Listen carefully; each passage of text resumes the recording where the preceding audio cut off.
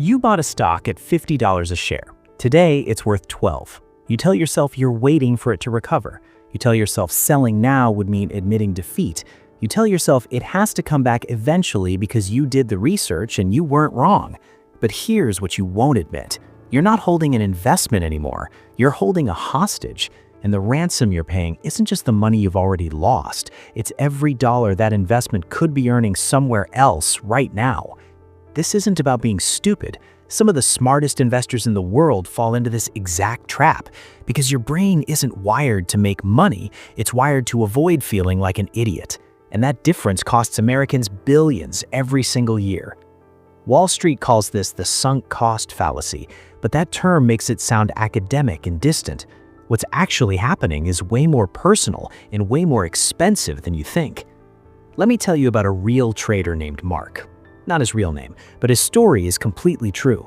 In 2019, Mark bought 2,000 shares of a tech company at $43 each. He'd done his homework, read the earnings reports, watched the CEO interviews, believed in the vision. 6 months later, the stock hit $28. Mark didn't sell. He bought 500 more shares. This is called averaging down, and every investment forum on the internet will tell you it's a smart strategy. You're buying the same assets at a discount, right? Another year passes. The stock is now at $16. Mark's original $86,000 investment is worth about $32,000. He's down $54,000, and he still hasn't sold a single share. When his friend asked him why, he said something fascinating. He said, "Selling now would make the loss real." Think about that sentence. The loss was already real.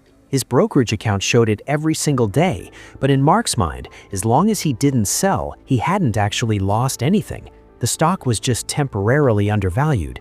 Any day now, the market would realize its mistake.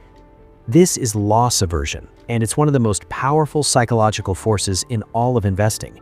Research shows that the pain of losing $100 feels roughly twice as intense as the pleasure of gaining $100. Your brain treats losses and gains asymmetrically. It's not a bug, it's a feature left over from evolution, when losing your food supply meant death, but finding extra food just meant you were slightly less hungry tomorrow. So when you're down $54,000, your brain doesn't calculate odds or probabilities. It just screams, "Don't make it permanent," and you freeze. But Mark didn't just freeze, he doubled down. By 2021, he'd bought another 1,000 shares at $11 each. His total investment was now over $110,000. The stock was worth about $40,000. His wife asked him to sell and cut their losses. They had 2 kids and a mortgage. That money could go into an index fund or pay down debt or sit in bonds earning something. Mark refused. He said he'd put too much into this to quit now. That sentence is the entire trap in 9 words. Too much to quit now. As if the money he'd already lost was somehow a reason to risk losing more. Economists call this escalation of commitment. You've probably heard it described in terms of wars or bad relationships. The US stayed in Vietnam longer because we'd already lost so many soldiers. You stay in a failing relationship longer because you've already invested 5 years. The logic is identical, and it's completely backwards. The money Mark spent in 2019 is gone. It doesn't matter if he spent it on stocks or burned it in his backyard. That capital is no longer his. The only question that matters now is this: if you had $40,000 in cash today, would you invest all of it in this specific company at this specific price? Mark's answer, if he was honest, would be no. He wouldn't touch that stock with a 10-foot pole at this point. But because he already owns it, he treats it differently. He's not deciding whether to invest, he's deciding whether to admit he was wrong. And your brain will do almost anything to avoid that admission. Here's where it gets worse. By holding that stock, Mark isn't just losing the money he already lost. He's losing something invisible, something most investors never calculate: opportunity cost. Let's say Mark finally admits defeat in 2022 and sells everything for $40,000. He's lost $70,000. That number is painful and obvious, and he'll feel it every time he thinks about it. But here's the number he won't feel. If Mark had sold back in 2020 when the stock first hit $28, he would have had $56,000. If he'd moved that into an S&P 500 index fund, it would have grown to about $72,000 by 2022, even after the market corrections.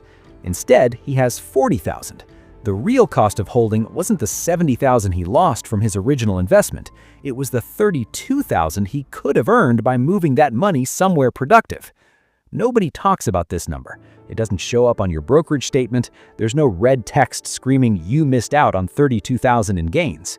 But that money is just as real as the money you lost. More real, actually, because it's still out there, growing in someone else's account. This is opportunity cost blindness, and it's the silent killer in every portfolio. When you hold a losing stock, you're not just betting it will recover. You're betting it will recover faster and higher than whatever else you could buy today. That's a double bet, and most investors never realize they're making it. But wait, doesn't all the conventional advice say you should hold for the long term?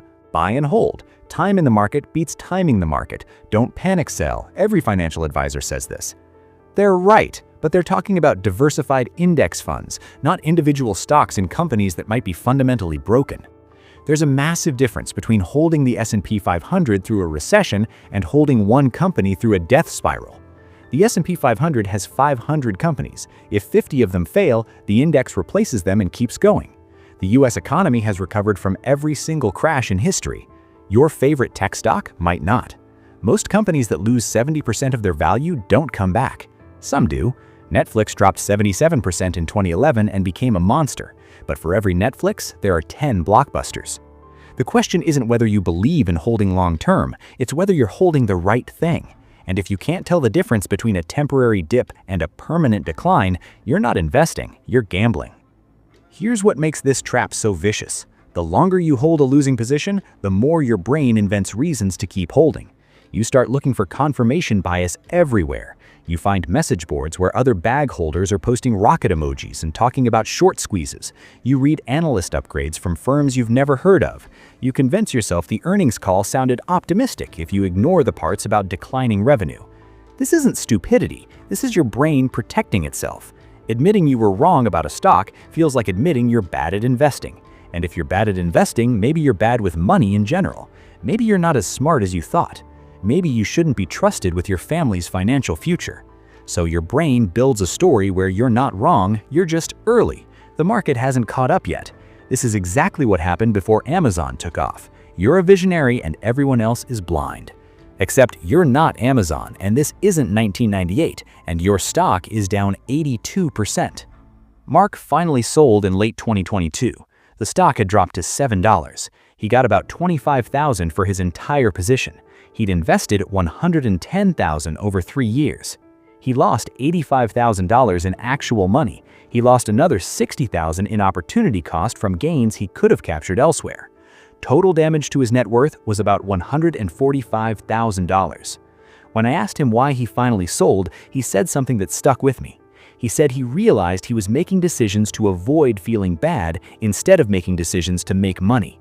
That sentence unlocks everything. Every sunk cost, every escalation of commitment, every opportunity cost mistake comes down to the same psychological root. You're optimizing for your ego instead of your account balance. Selling a losing stock feels like failure, so you hold. Buying more of a losing stock feels like conviction, so you double down. Ignoring better opportunities elsewhere feels like loyalty, so you stay blind. But the market doesn't care about your feelings. It doesn't care that you did research or that you believed in the company or that selling would mean admitting you were wrong. The market just moves, and every day you spend holding a hostage is a day you're not building wealth. So what's the fix? How do you know when to cut losses versus when to hold through turbulence? There's no perfect answer, but here's a framework that works. Before you buy any individual stock, write down 3 specific conditions that would make you sell. Not vague feelings, concrete triggers. Maybe it's if revenue drops 2 quarters in a row. Maybe it's if the stock falls 30% from your buy price. Maybe it's if the CEO leaves. Whatever your rules are, write them down when you're calm and rational and not watching your account bleed. Then, when one of those conditions hits, you sell automatically. No debate, no second guessing, no waiting for it to recover just a little more. This removes emotion from the equation. You're not deciding whether you were wrong, you're just following a rule you made when you were thinking clearly. The other fix is simpler. Own less individual stocks. The more concentrated your portfolio, the more emotional you'll be about each position. If one stock is 50% of your net worth, you can't think rationally about it anymore. It's not an investment, it's your future, and you'll cling to it no matter what the data says. But if that same stock is 5% of a diversified portfolio, selling is easy. It's just rebalancing. No ego, no drama, just math. Mark recovered financially. Took him 4 years, but he rebuilt what he lost. He still invests, but now he owns index funds and a small allocation to individual stocks with hard stop-loss rules. But here's what he said that I think about constantly. He said the worst part wasn't losing the money. It was realizing how long he'd lied to himself. How many times he'd looked at his account and invented reasons why down 80% was actually fine.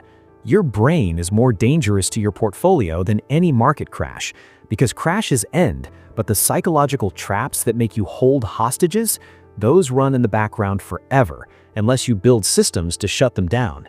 And if you think sunk costs only destroy stock portfolios, you're missing the bigger picture. Right now, millions of Americans are holding on to something far larger and far more leveraged than any stock position. We're talking about real estate. But the math there gets even stranger because most people are using borrowed money they don't actually have yet.